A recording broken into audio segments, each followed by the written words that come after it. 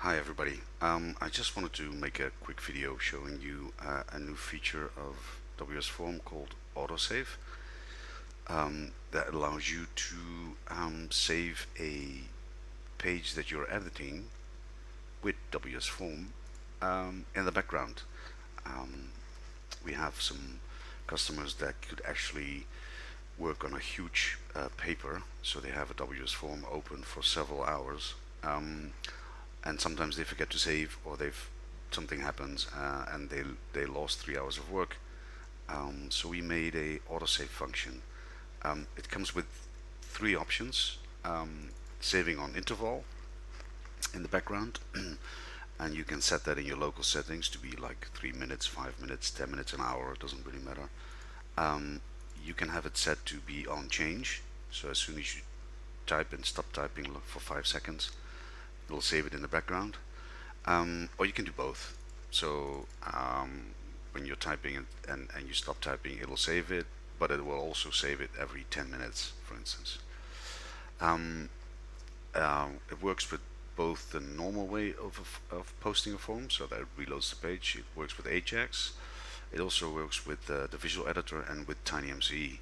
So I thought I'll just really quickly show you how that's done.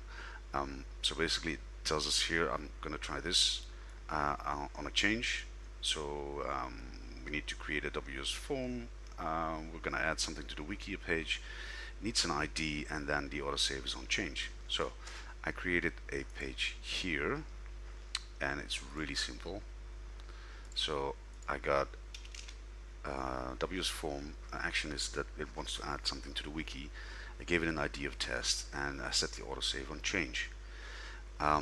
Then we have this field here that tells us that what it should do with the form. So it should save the content to a page called autosave test, which I've got open here. Currently I've got this inside. I can edit the source if you like. So this is inside. Template is WS none, which means it will not use a template, but anything that's in the text area that we have, it will just be put in the source of the page of this autosave test page. Then we have the text area where we can actually type in. We got a submit button and the end of WSForm. That's it. So save. Looks like a really simple plain field. Nothing's happening. But as soon as I go in here and I type testing 1, 2, 3, and I should be testing this, and I stop for a minute. As you can see, you made some changes. It waits for 3 to 5 seconds, and then it saves it. It noticed changes and it saves it. So we can go back here, refresh this page, and we see testing 1, 2, 3. And I'll just quickly show you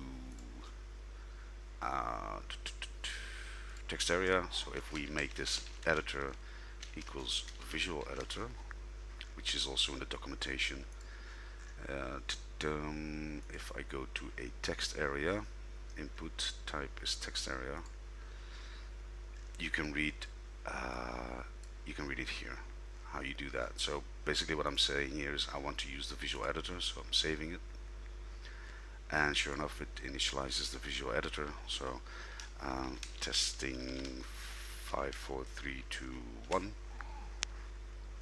and I will just wait for a bit, and there goes autosave. So yeah, and if I don't load the content, so you don't see it here, but if I go back to this one, it'll say testing 5, 4, 3, 2, 1. I haven't tried this, so I'm not sure if it's on this website, but we could try class equals TinyMCE, save. No, I don't have TinyMCE on this website, so I can't test that for you. Otherwise you could see the TinyMCE right here. Hang on, I'll pause for a sec to see if I have it on another website. And actually I do. So I do have another website where I can test this. So I copied the source in here. I added the class of TinyMCE, so I'm just going to say save. Now I am going to type something in the TinyMCE and wait wait for a couple seconds, and sure enough it works with TinyMC as well. Now let's have a look at, it's called autosave.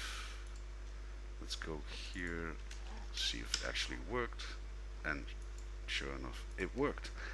So that's it, just a quick video on showing you this feature. Ciao.